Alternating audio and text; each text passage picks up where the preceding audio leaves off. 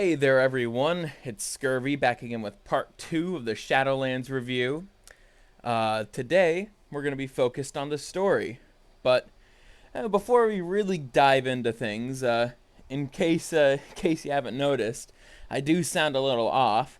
So if I'm drinking some more water than usual, or if I have to clear my throat, it's because I've been sick for this past week, soon to be 2, and I'm just getting a little better. I thought I'd post this before Dragonflight comes out tomorrow. It seems rather fitting. So let's get started. So, Shadowlands, much like a lot of other World of Warcraft expansions, introduced a lot of retcons to the game. And most of the time, they do work out pretty well. I have some listed right here, especially with a lot of the stuff involving the jailer, how he's been involved in things a lot more to kind of make him a bit more of a imposing force throughout the Warcraft universe. And then we also have stuff like the Dreadlords and the retcons to Edge of Night. I found these to be, fine. Like, I think, the Dread people have had their theories about the Dreadlords for a while, about if they're even truly allied with the Burning Legion or not. And it seems to have been confirmed that they're actually allied with death. We have another section here with some more stuff. I actually really liked the Helm of Domination retcon, because no way did the Burning Legion forge something that isn't green or purple. That doesn't make any sense in terms of the aesthetic that they were going for, even back in Warcraft 3. I always thought there was something up with Frostmourne, and I'm kind of glad that got confirmed.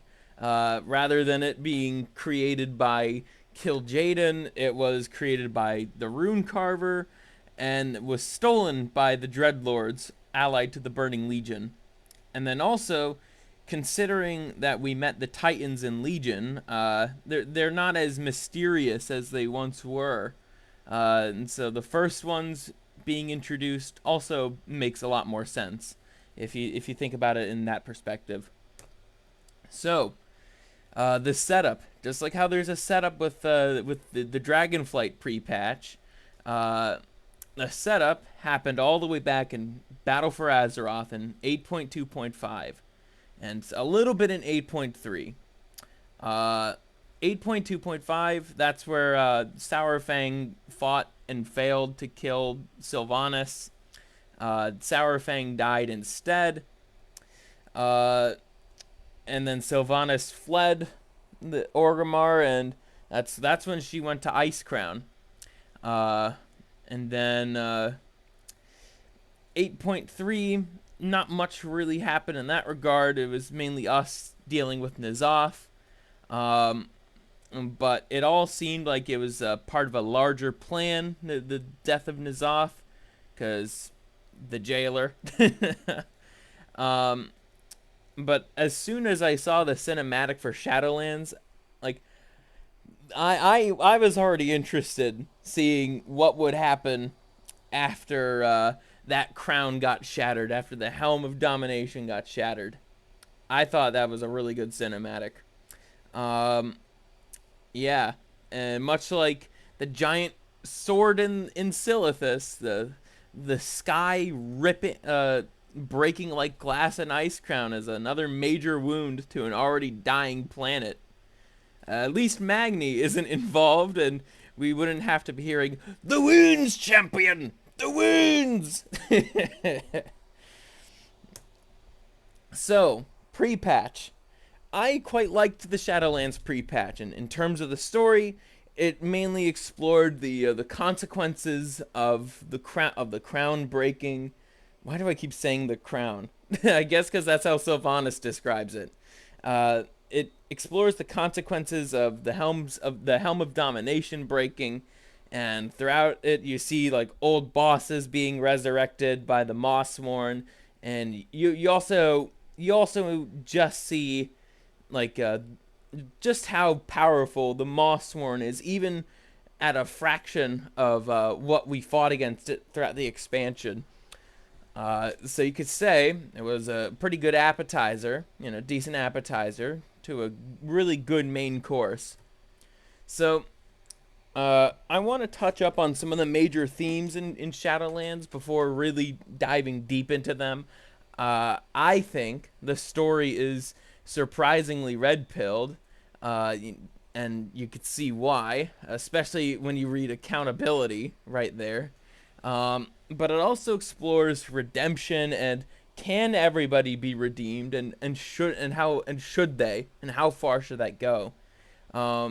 It's also about preserving a system that that works. The system of death is one that works and needs to work in order for the realms to actually function. And then there's also the theme of totalitarians, mainly the jailer, um, who are trying to quote unquote free us, but in reality they're trying to make it so that they have control over everything. So some of the key characters, yeah, we have a list right here of a lot of them. Um, so the Eternal Ones, and then there's also some of the Covenant leaders too. So that would be like the Archon, the Primus, Denathrius, Renathal, the Winter Queen, Zoval, and the Arbiters. I have Arbiters in S because there were two of them. I also put down the Soulbind characters. That they're pretty essential for the gameplay of the expansion too. So you get to know them, throughout the story. Although there's some that do appear in the campaign. There are some returning figures. Some are a lot more important than others. Like some just kind of stand around, like Kalia Menethil. But the most important ones here are Anduin, Jaina, Bane, Thrall, and Sylvanas. And then I also have down here, like dead characters that return, that are a part of a covenant. So that would be like Uther, Draka, Alexandris Mograine, Baroness Vosh, no longer Lady Vosh, Ysera, Bwansamdi, and Kael'thas. So the intro experience starts us going to the Maw in order to try to rescue the faction leaders. Sylvanas, she used Mawsworn to kidnap Anduin, Jaina, Thrall, and Bane. That's why I had them in the previous section. They're actually really important characters throughout all this. And the intro experience, what I like about it is that it actually makes you feel like you're up against this unstoppable army. Like more than the Legion. Even though in Legion a lot of characters died, I think that that this one presents the scale of how bad things really are a lot better. Aside from the fact that it actually grants you experience, it's not just a scenario. I also put down that you have a lot more agency in what you want to do in this intro experience, because, well, it's questing, it's not a scenario. You do follow an order, but you can complete those quests in whatever order you like, and if you're level 50, you could just skip it. So the first realm player characters go to is Bastion. This is, the portal to Bastion is set up in Oribos. If you played the game, you'll know what it looks like. And Bastion is the home to the Kyrian. Now, initially, the realm is not really doing so hot. Like, hasn't been a new soul in quite a while. And not only are things not working properly, there's a lot of machinery in Bastion compared to the other realms, like intelligent machinery, I should say, and it's not functioning because there's no anima going to it. But that's just kind of the setup to what we learn later on in the story about a movement of Kyrian called the Forsworn, which rather than following the purpose of Bastion, to let go of your memories and all that stuff. It's all about keeping your memories, and it's portrayed as a rather grim kind of thing. The Kyrian who joined the Forsworn are purple and use Maw magic, and the leveling experience in Bastion, it's mainly about trying your best to understand what's happening and trying to quell the rebellion. Uh, and then not only do the Kyrian have to worry about the rebellion that's going on, there's also a bit of a side story that goes on with another realm, Maldraxxus, invading the Temple of Courage, which is now known as the Necrotic Wake. Really good dungeon, if you ask me. But what I like about this side story is that it shows like the other realms are not really uh, liking each other, so to speak, because of this anima drought, and so they're trying to do whatever they can to get anima. That's what the story was originally in the alpha for the Necrotic Wake, although it seems to be a bit more of an invasion effort in the live game. So let's go over the Covenant campaigns for Bastion. There's two of them technically, the 9.0 one and the 9.1.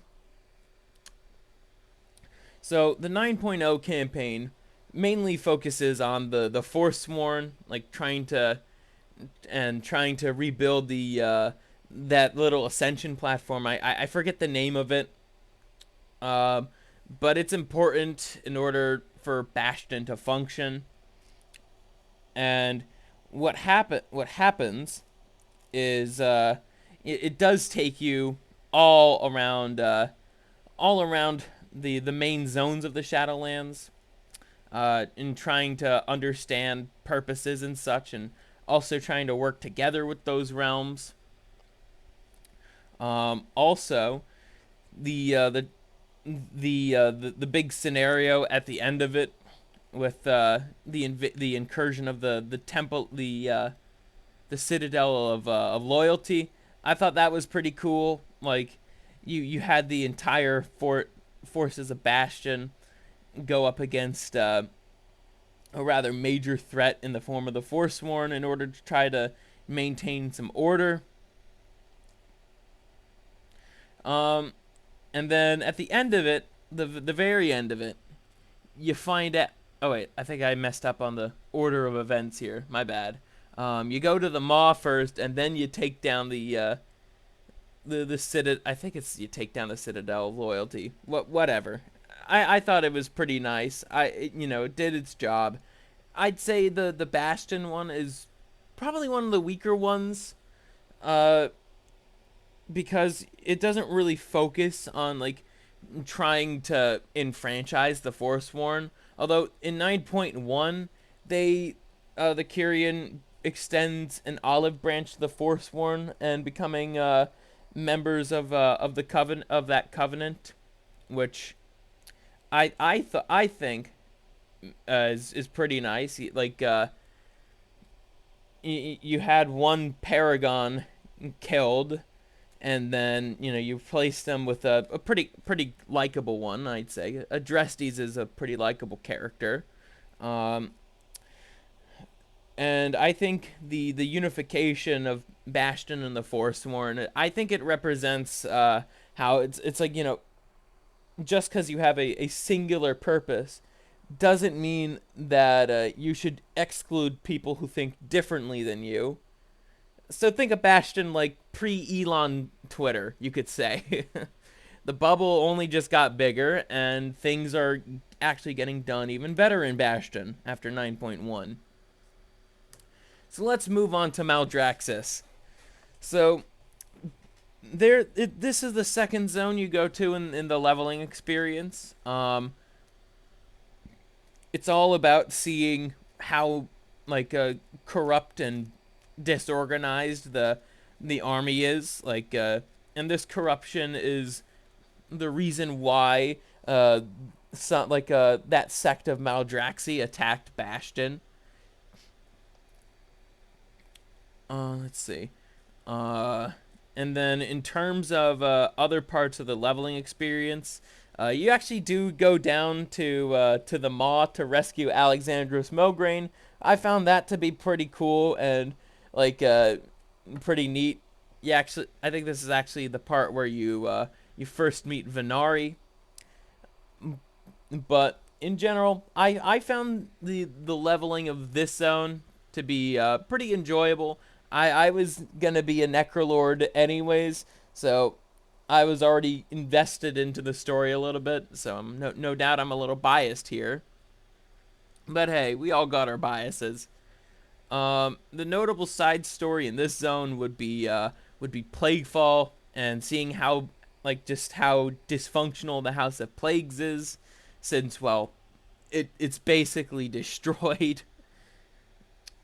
Uh, and then the little love story between Plague Deviser Marileth and Margrave Stradama, I found that to be a little cute, even if Stradama is a giant slime monster. But uh, Marilith is a little crazy, so and when we love him for that.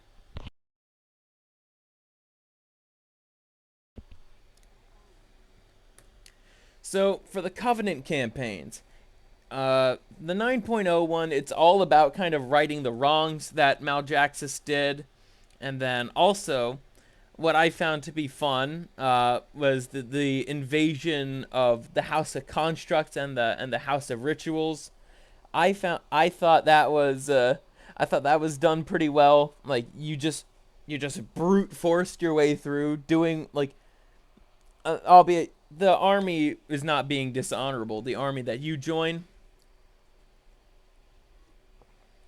um, and then not only that, you also help out some of the other realms like Bastion and Revendreth with some of their problems.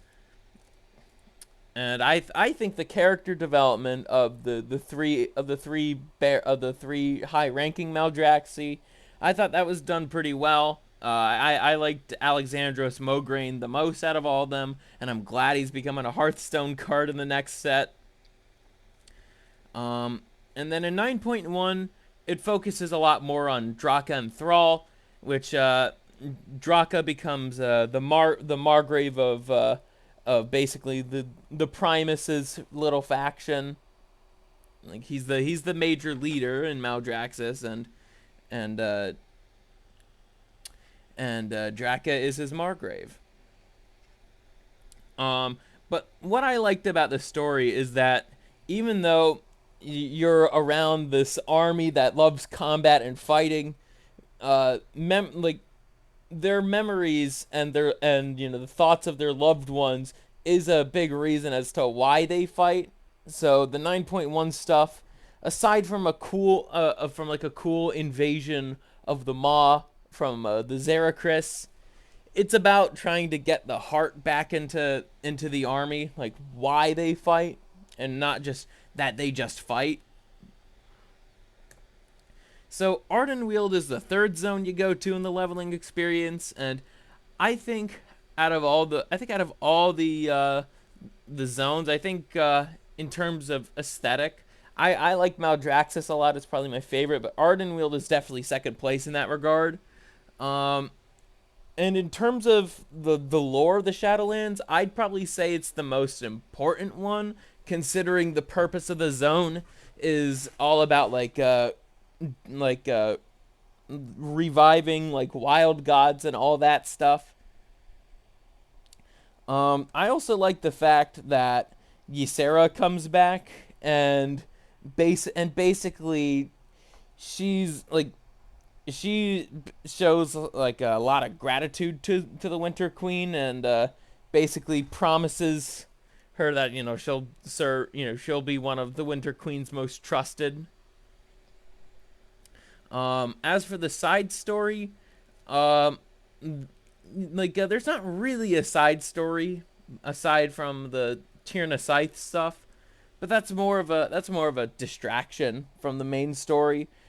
Uh, you're trying to just get rid of some Gorm and the Drust.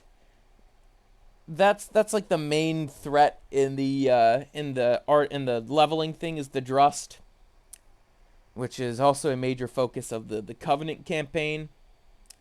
And also, out of all the realms in 9.0, Ardenweald is suffering the most because nothing is being revived. No wild god is really coming back.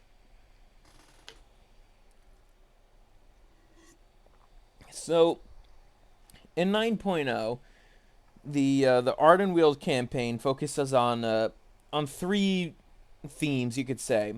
Two are returning from Battle for Azeroth, the the Drust and Bwansamdi, and then the other one is the Night Warrior, which was briefly touched on in Battle for Azeroth, but has a lot more of a focus here.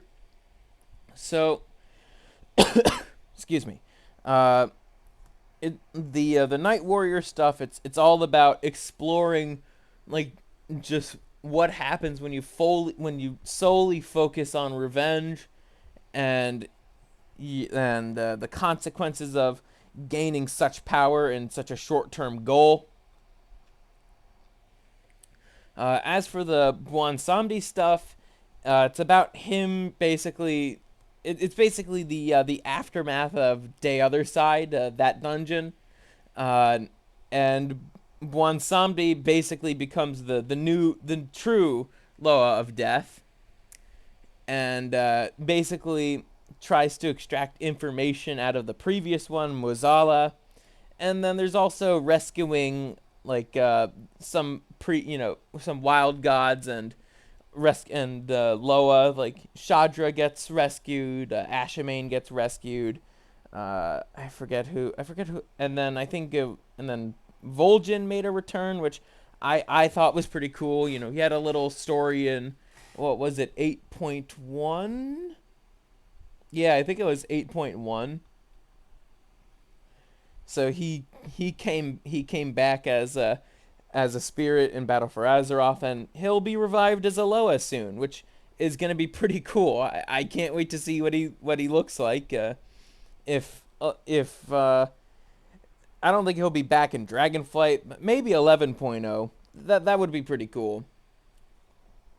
As for the Drust, that's kind of an immediate threat on the realm. That's what's causing a lot of the trouble and a lot of the decay. Aside from the Gorm. But other than that, you deal with the Drust and the realm gets saved, and you ride on Ysera's back, which I found that to be pretty fun.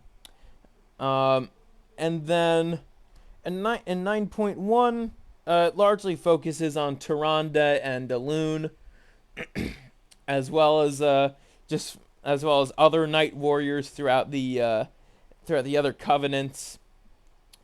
I found, like, I really did like the cutscene involving it, although I kind of wish we saw Elune proper and not Elune talking through Tyrande.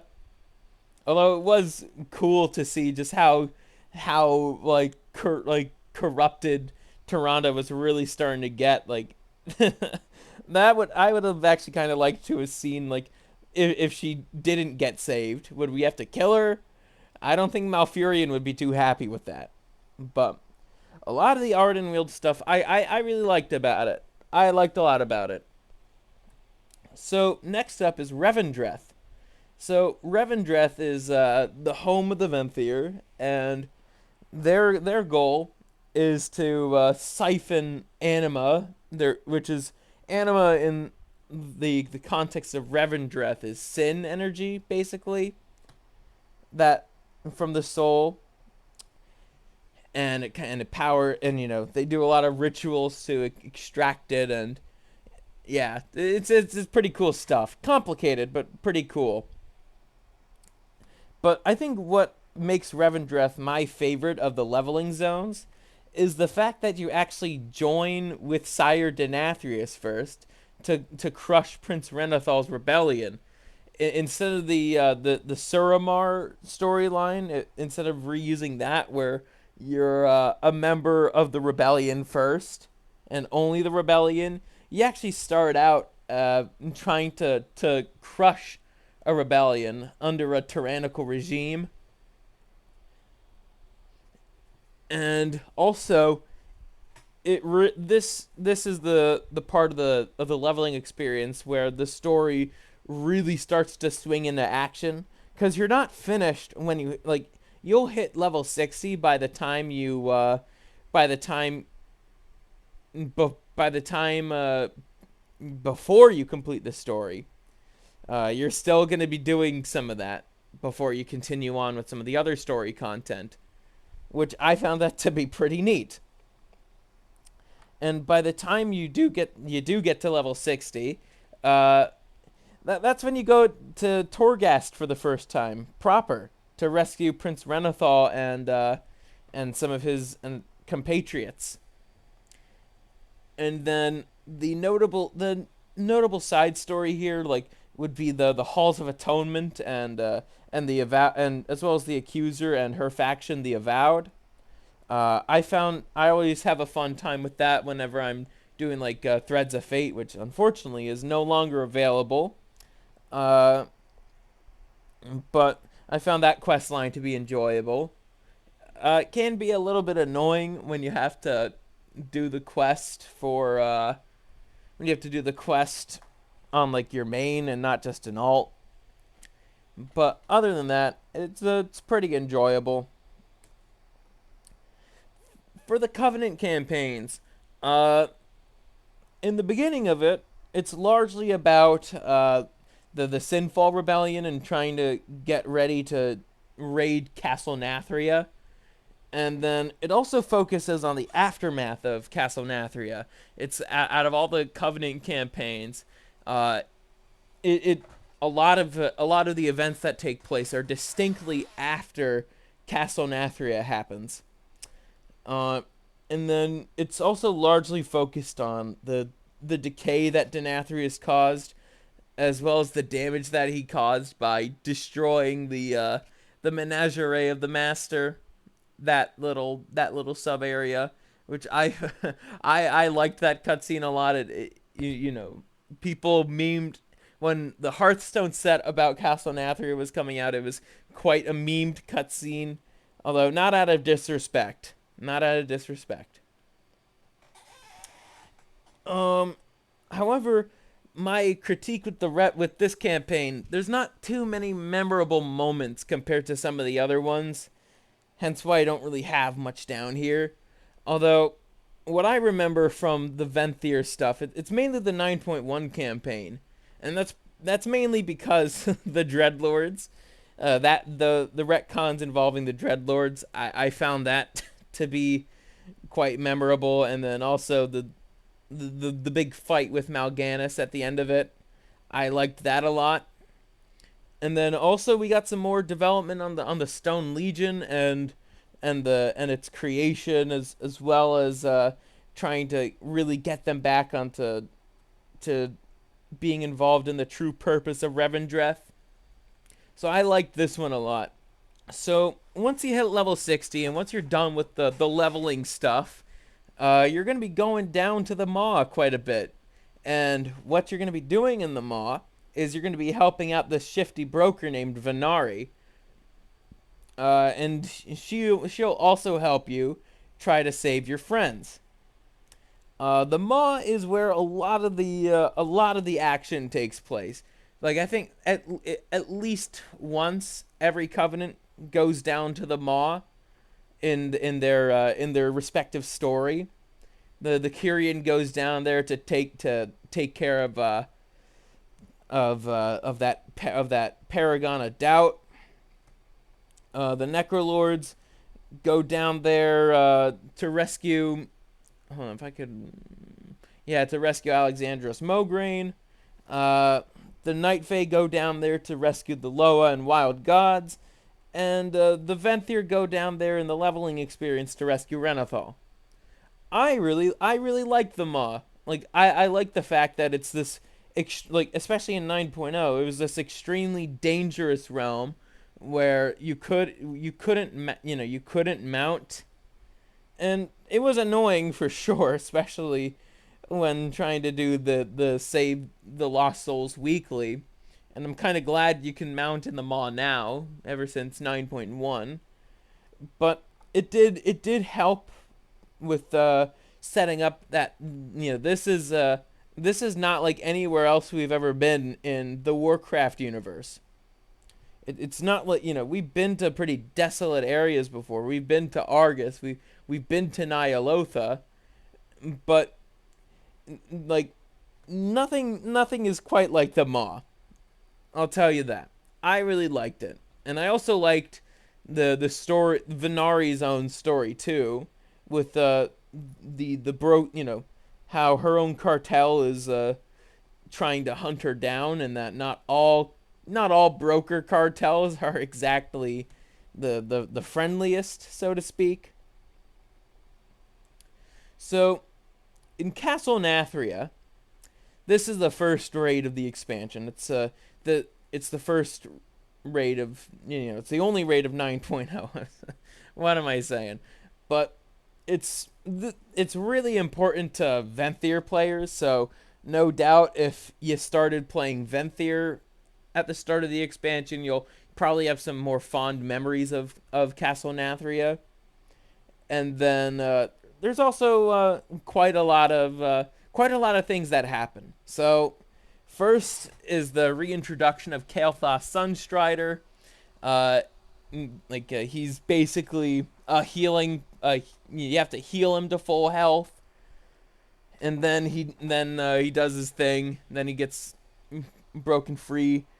Kael'thas is mainly used as like an anima harvester, like Garrosh was in the Sanctum of Domination, which actually it's going to be a little later on. And then also it gives a little bit more like visual context as to like how bad things have gotten, where only the elite gets to really do things and have fun and indulge on anima, while everyone else in the realm itself is decaying. And then I think something that I really got to give Blizzard credit on is when Sire Denathrius gets defeated. His sword Renmornia is basically tries to flee but fails and gets punished for trying to flee. So the aftermath. All these raids have aftermaths. I will say, I think the Castle Nathria one, I think it definitely is more setup than it is immediate consequences. But it does keep the jailer's plan moving along. Like, initially when Denathrius was in prison, some would speculate if how he would try to break free.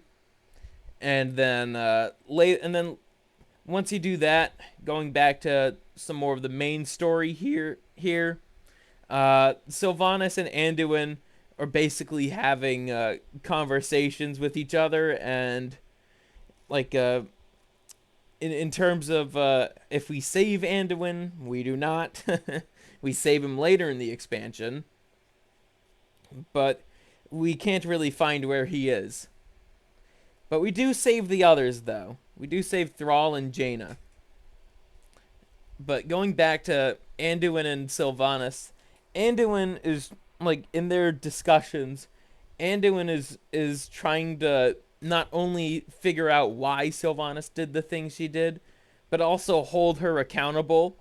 But he's not very good at the latter part. But if you ask me, I see a lot of parallels with like men's groups on the internet and with Anduin, and basically what happens if you try to call out like a chick's double standards, you get punished for it as a dude, unfortunately. So after that, the jailer decides, oh, it's a good idea for me to pull in this giant ass island. Although there is a reason why he's doing it, is so he could gain access to the Primus's sigil.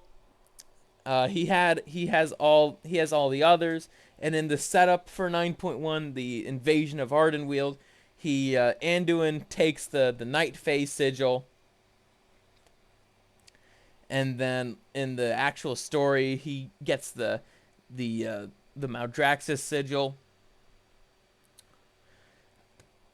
But in addition, this is where the new Covenant campaigns happen, and the Covenants gain basically an additional purpose, as well as their original one. So the changes that happen in the Covenants, I like quite a lot of them. Like, I think it makes the realms a lot more nuanced and less like robotic in nature. The first one being the Necrolords that you help out, and basically the theme here is about like the bonds of family. Like you see like the conversations with Thrall and Draka, and then Alexandros and Darien after you beat that campaign,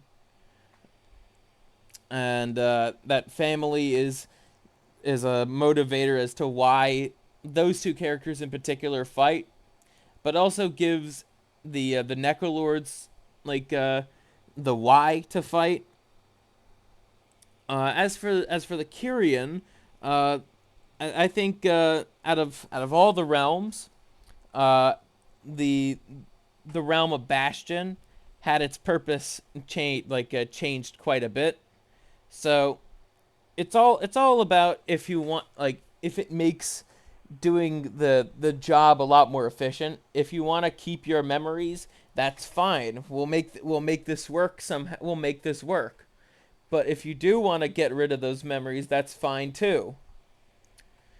And yeah, there's a new paragon that has been introduced to kind of help with the Kyrian staying devoted to the purpose of the realm, and that would be Adrestes. As for the Night Fae, the Winter Queen learns the Winter Queen learns that, you know, life is not entirely kind of evil, so to speak, and has to learn how to cooperate, because that's what Ardenweald is. It's a realm that has a mix of both life and death, and keeping that cycle in order for the purpose of the realm to be achieved. As for the Venthyr, it's largely about repairing old loyalties in order to fight a new threat. I read that word for word, I know, but the thing is, the Stone Rite was always rather neutral in the Venthyr campaign. She wasn't loyal to Renathal, but she also wasn't loyal to Denathrius either. So in this story, she basically has to pick a side, and she picks the correct side, the heroes. So once all that happens, the sanctum of I think all the Covenant stuff happens after the Sanctum of Domination. Yeah, I think that's the case. Yeah, pardon my memory on this. It's not as good as it used to be. But for the Sanctum of Domination, there's certainly a lot of RP for some of the, I guess, more major bosses. There's also a really cool cutscene with still rendered Dormazane and Garrosh Hellscream. That's basically the last time we'll ever see him ever again. And I also like how it really showed like the innermost workings of Torghast, and also the fact that they brought back characters like Ner'zhul, which I was not expecting for him to show up at all this expansion, but it's kind of nice that he did, even if he's just a remnant of who he once was. And then also, it teases something new, basically the next patch with the guardian of the first ones, and we do see that damage that Zoval did in Zereth Mortis, which was the next zone. The jailer somehow managed to pull a piece of the realm to the sanctum, and also it's a pretty fun boss fight. And then also something else that I liked about it is that it does tie some loose ends from some Covenant campaigns, but also some stuff of the main story too. So the aftermath of this raid, compared to Castle Nathria, there's a lot more kind of immediate consequences with this one, like mainly with Sylvanas. I was kind of hoping she'd die, but that wasn't going to happen anytime soon. Instead, what happened was Sylvanas basically got her good half back, and she's basically just racked with so much guilt that she just falls asleep. And then also the skybox of Ouroboros changes because Ouroboros has quite literally become part of the Maw. And the attendants are on ultra high alert. And then also the jailer gains his sigil back, the sigil of the Arbiter. And he also dons on some new armor to show that he's a lot more powerful now. The bigger, there's a rule in the Warcraft universe: the bigger the shoulder pads, the more powerful you are. And then also Uther talks to Sylvanas about accountability. Oh boy. Yep, as if she hasn't had that talk enough. Throughout with Anduin and such. So with Zereth Mortis, I think out of all the zones, I liked the Zereth Mortis story the most because we got to see we first of all we got to see the first one's aesthetic and the design of just how the geometry and all that. I quite like the aesthetic of the zone, but I also like the story of it. And I like that rather than the story taking place after the raid, it's intertwined with the raid.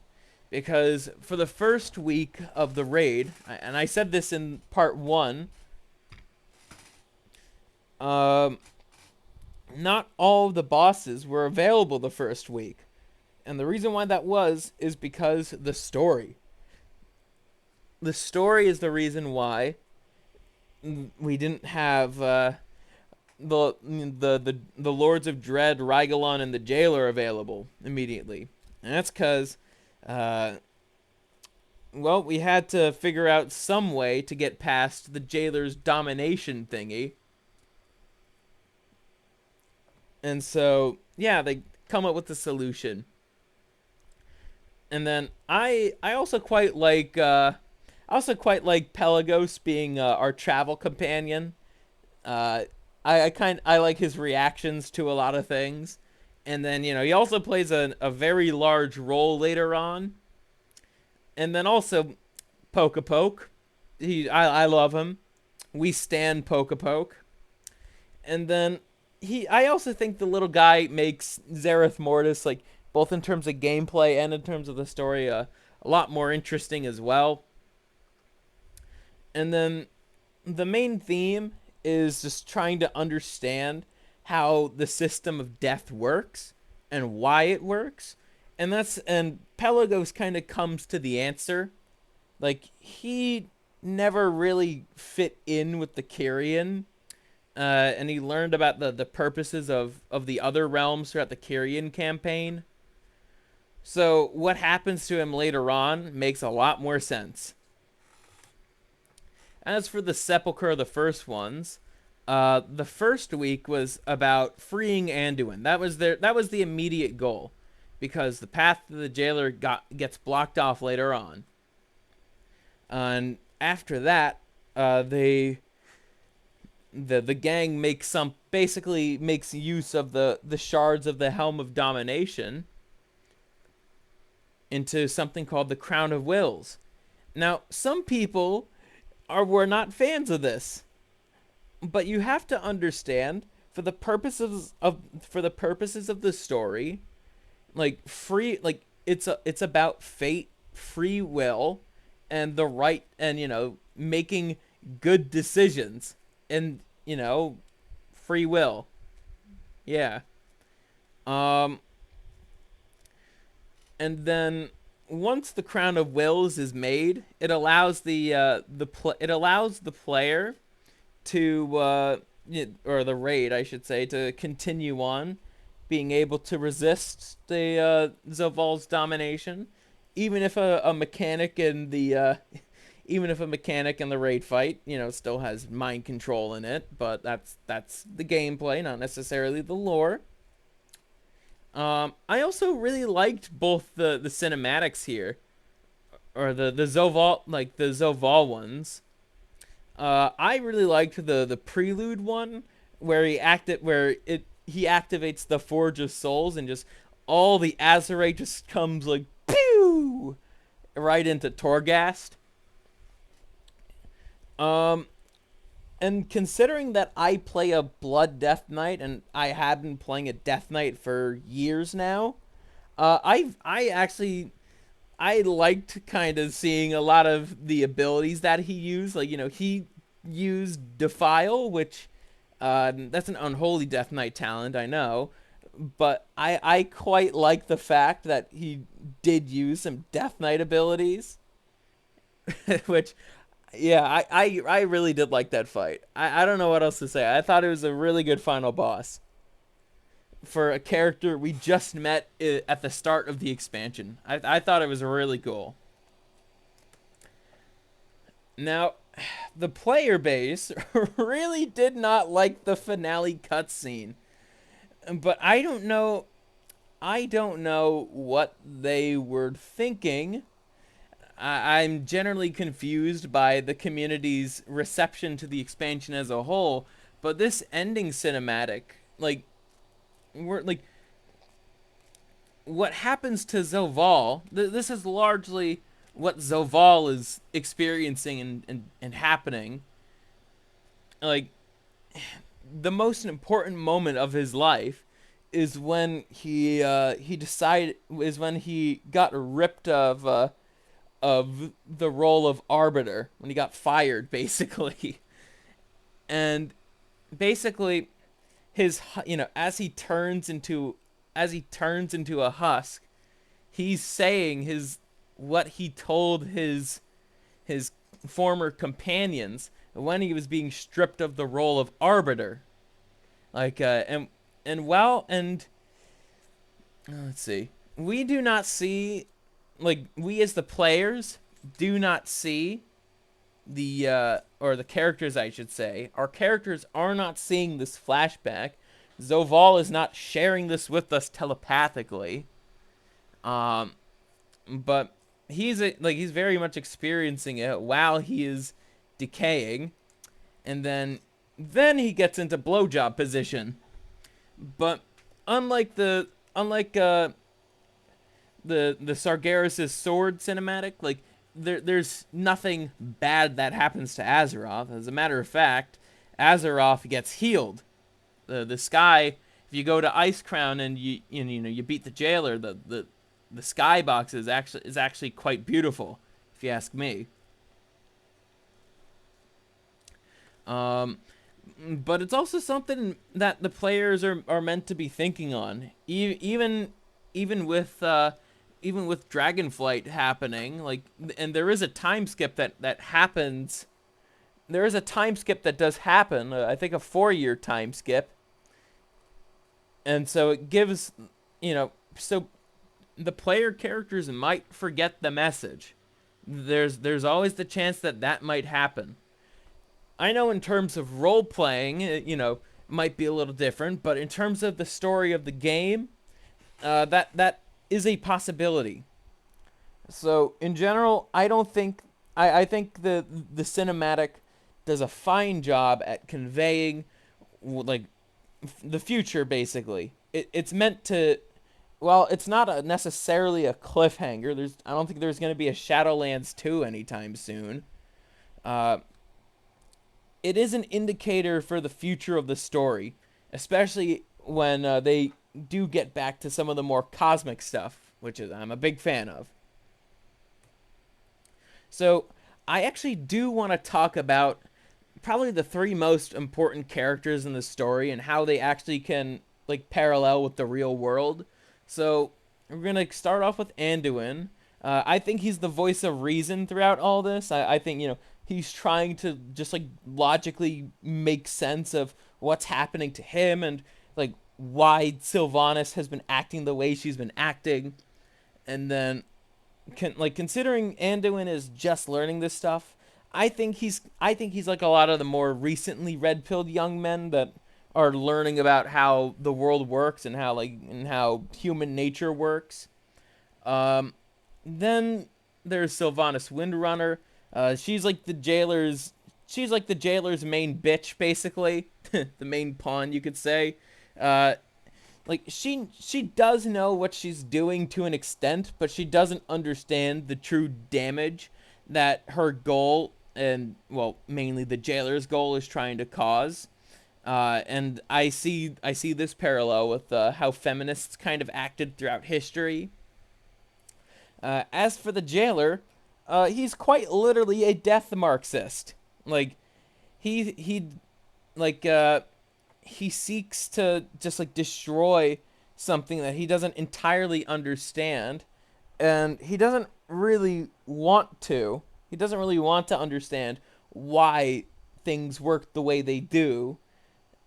Like he doesn't understand that questioning things is not wrong, but like going about trying to destroy everything without trying to understand it and just instantly discount it as flawed. Uh, yeah, that's not the way to go, Chief. So let's talk Anduin.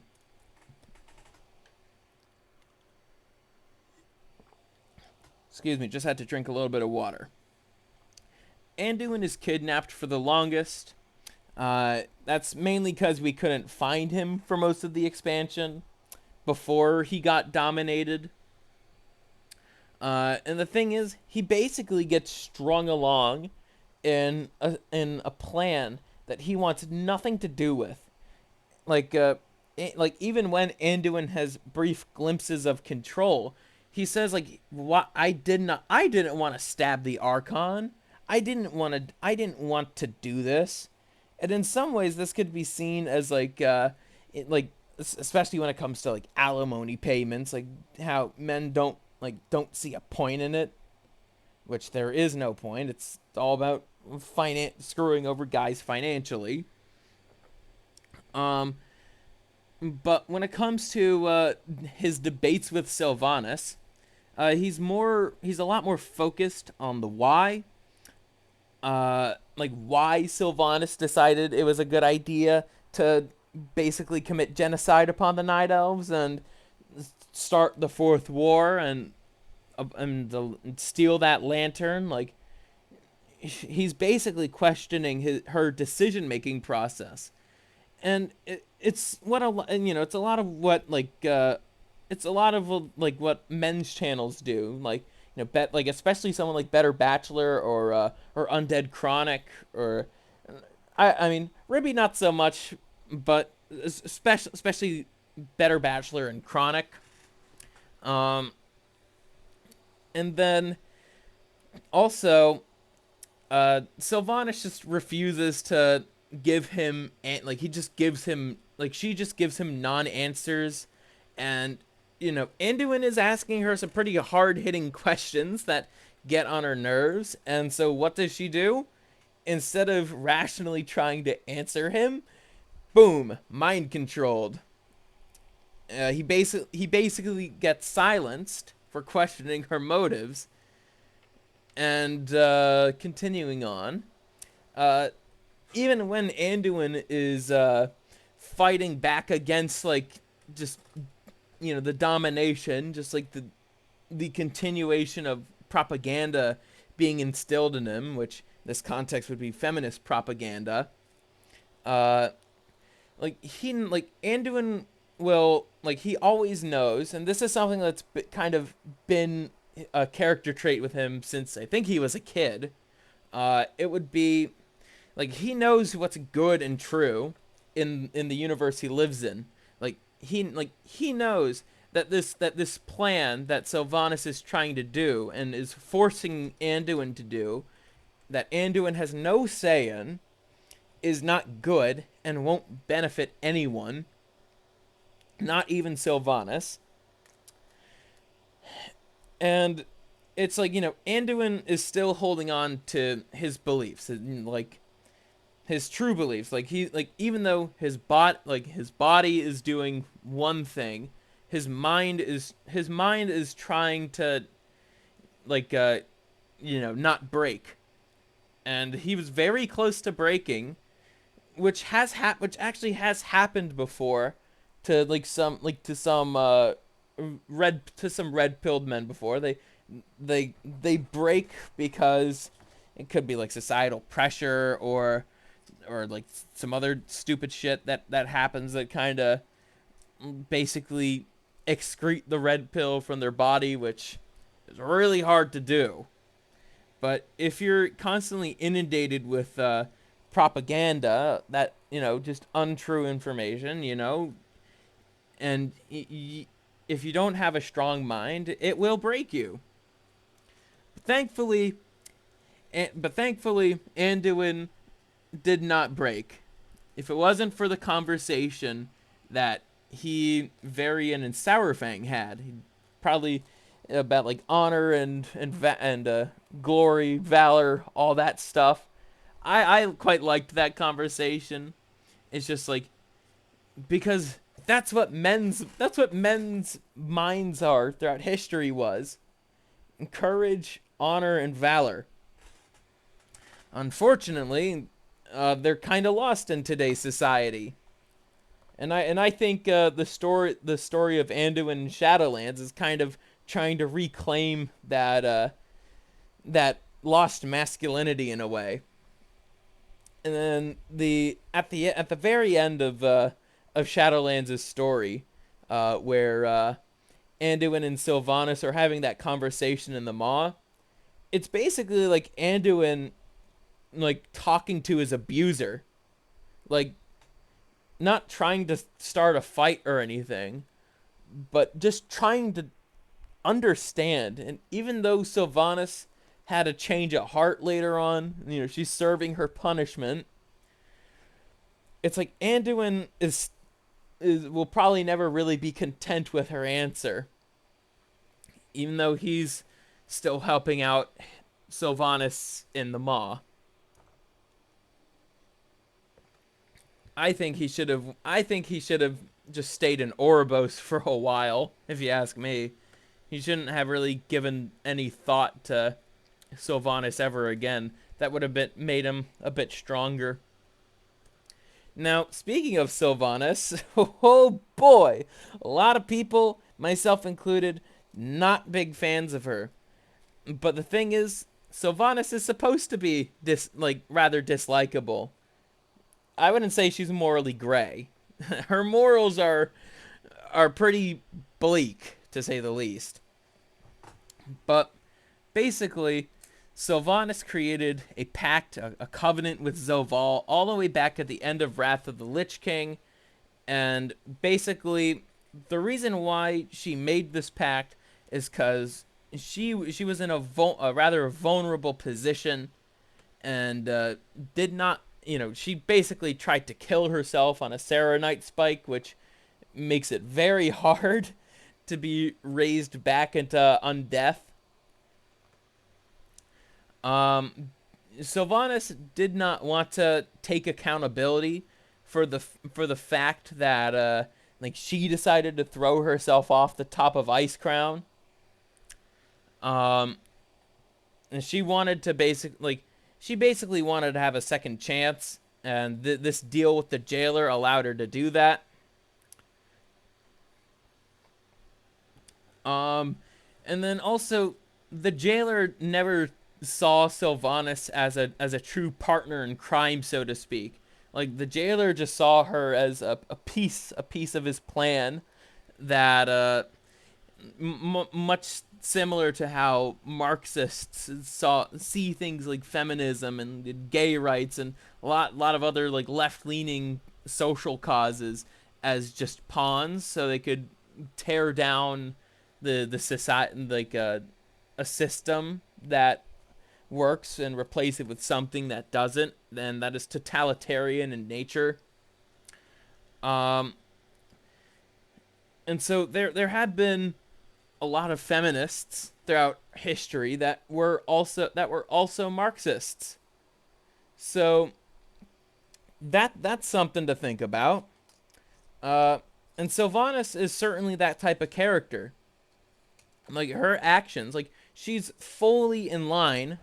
She is fully in line with what the jailer wants to wants to do. Like she's helping him out in his stupid plan, not realizing that Sylvanas is just a tool to be discarded whenever the jailer finds her to be useless. So, a big theme in Sylvanas's character arc, what? A big theme in her story throughout various expansions is accountability. And, she never really got punished for. She wasn't punished by the Valkyr. She wasn't really punished by the Alliance nor the Horde, and she got away with way too much. And sometimes it did feel contrived. But she is kind of like modern women in today's society. Like they could act without very little consequence, because the way that feminists and thereby Marxists invaded stuff like the legal system, and then also incentivized stuff like like contraception and like way too much premarital sex. Like there's just way too many things for women to avoid consequences for their actions.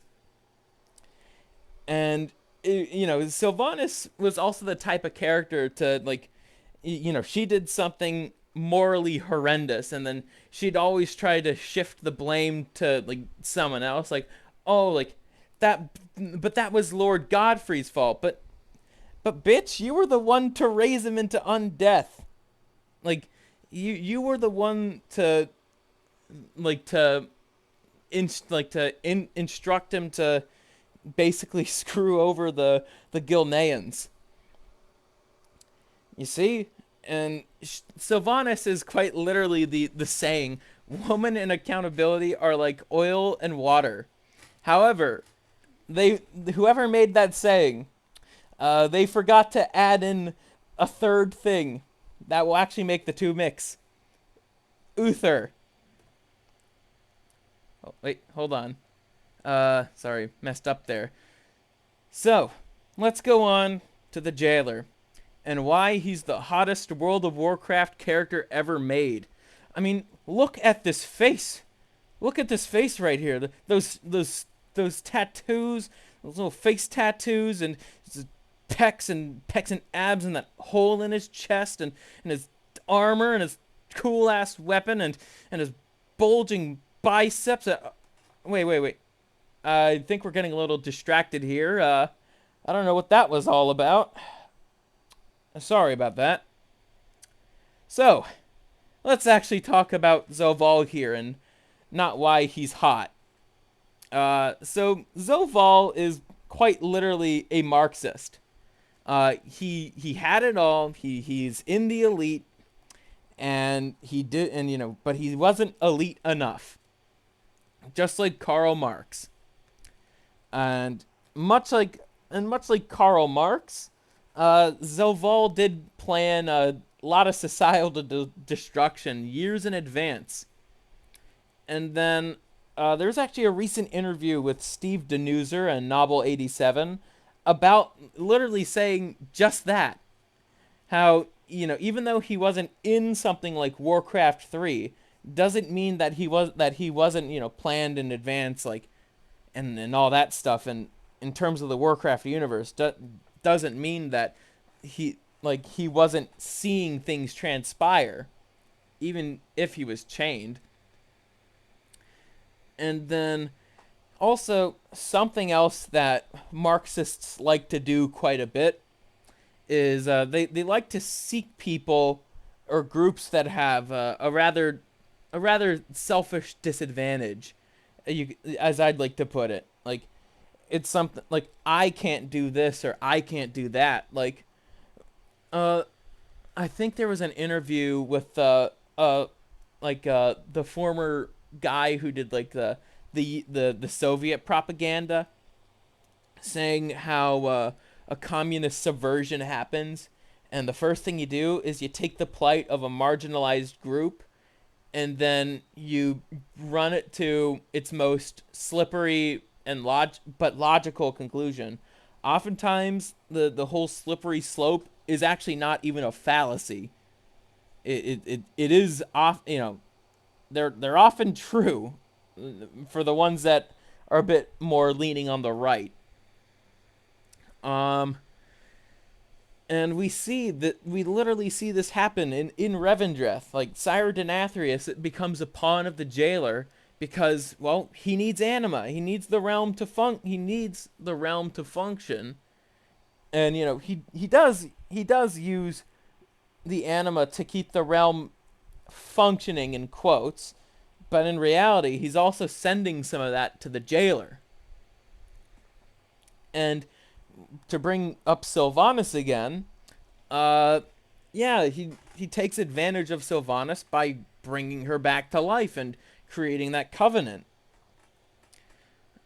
But also similar to real world Marxists, Zoval possesses not a lot of understanding about his former job, or even his current one as the jailer of the Maw. And he doesn't really have respect for the system of death, mainly because souls aren't going down to the Maw, or not enough are. But the thing is, Zoval is an eternal one. He's an elite in this context, but he wanted the power to control everything, not just where souls went to at a moment's notice.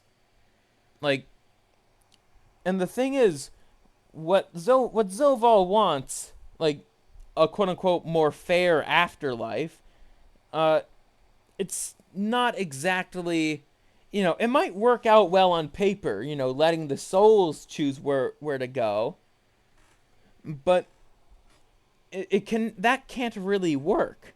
Like, that can never really work. And Pelagos, as the Arbiter now, understands that it's I will choose the realms where these souls justly belong to. There is no soul is beyond redemption. Pelagos understands this far better than Zoval, and so he actually did take a page from him in this context, but applied it to be more equal and not equitable. Equality and equity are two different things, and equality is a lot better than equity. I like equal opportunity, not equal outcome. Literally, the whole thing, it's just so death can be the most dominant force in the cosmos. Now, here's something else I really want to go over, and something else that the community really does not understand about the story of Shadowlands, and that would be Arthas Menethil. Now, people were hoping that Arthas would make a grand comeback like Illidan did in Legion, but the devs said from the very beginning when Shadowlands was announced that Arthas was not gonna be making a grand appearance, even though he kind of did in the Anduin fight. But in terms of the story, just having Arthas like going around just like antagonizing the different realms, like, that didn't really make much sense. His story his story was finished, and obviously, it's all right to make a callback to Arthas. Like all these characters that, or a lot of the characters that are in the Shadowlands, like they have history with Arthas, especially some of the some of the main characters in the Shadowlands, like Jaina, Bolvar, Sylvanas, Uther. Uh, those are, I mean, those are the characters in the Sepulchre raid, but there are a lot more that do have history with Arthas. But if Arthas were to be like another antagonizing force, like I think that would throw a wrench in a lot of characters' development, because what would happen is just the characters wouldn't really grow. Like they wouldn't, because some of those characters have moved on from Arthas, like Jaina. Like even though she's seeing Arthas like turn into 35 anima, as the community puts it, like if he was there, then all Jaina would be doing is just cry the whole expansion, because, oh, my Arthas, I finally get to see you again, my love. Even though, oh wait, no, I don't think Jaina and Kalecgos were still dating at the time after the whole Dalaran thing. But it would just devolve into just emotional whining from a lot of characters. Like nothing, like they would just stay the same. And so I find his placement in the Anduin fight to actually be the most appropriate thing they could do. Like player characters get to fight they get to fight the Lich King again, which I like that part of the fight, because you get to just pump loads of damage into Anduin's health pool. I really liked it. I don't know what else to say. I liked it. But I think what I agree with the community with is like Sylvanas should not have gotten that massive monologue. Like Uther and Jaina should have said something, and I don't know. I think that cinematic would have been like 10 times better. An already pretty good cinematic would have been 10 times better if Jaina and Uther said something. So before I properly wrap this up, I do want to go over some concerns that I have for the story of Dragonflight. First thing is, I'm worried that it's gonna be a lot more woke. Like, the story of Shadowlands to me is not woke in the sense that it's like, oh wow, look at this, this character is now gay, and it's just like, what? That's the thing. It's like it's not like sudden or intrusive. Like in the beta, it's like Cinder Thresh's visage form, that makes no sense, because Cinder Thresh is a chick. Why is her visage form a male elf? And honestly, I was not a fan of the Visage Day story, because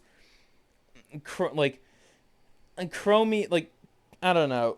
I think they botched Chromie's character in that, and it was far too sappy and emotional, and boy, I do like the Lorthamar Thalyssra wedding mini story too.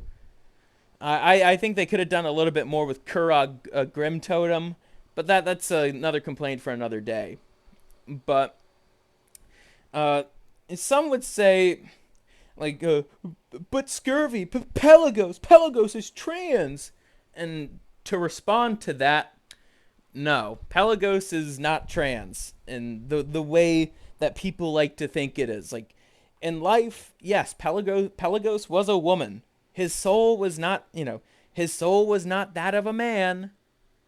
The thing is, it's in the afterlife, you can choose what you want to look like in the afterlife.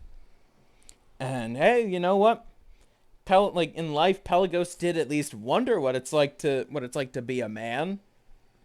but but from reading the dialogue, it's like it was just a thought and nothing more.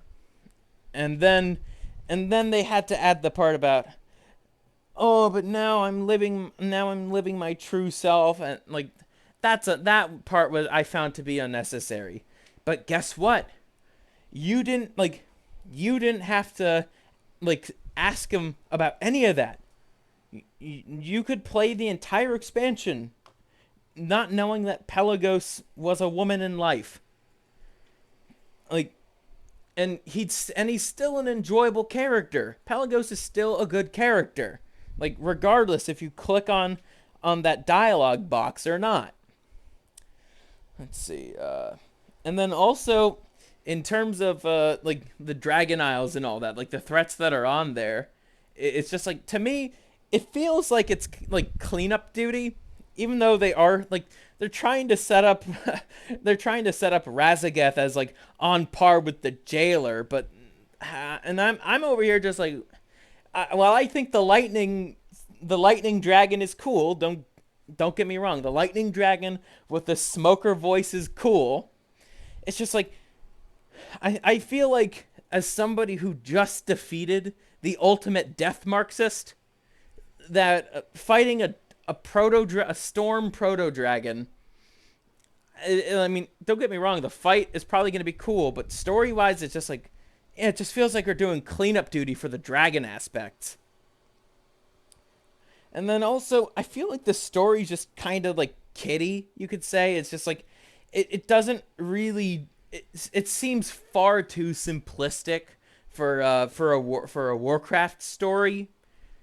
And like that's some like, and I think the reason why I think that's the case is because people did like, I think they'll respect the story of Shadowlands in time, but I think they're trying to avoid a lot of the more high concept stuff, which that's honestly the best part of Warcraft, is the high concept crazy cutscenes, like Sargeras stabbing a giant sword into the planet. Like, big cheesy moments like that is what makes Warcraft special.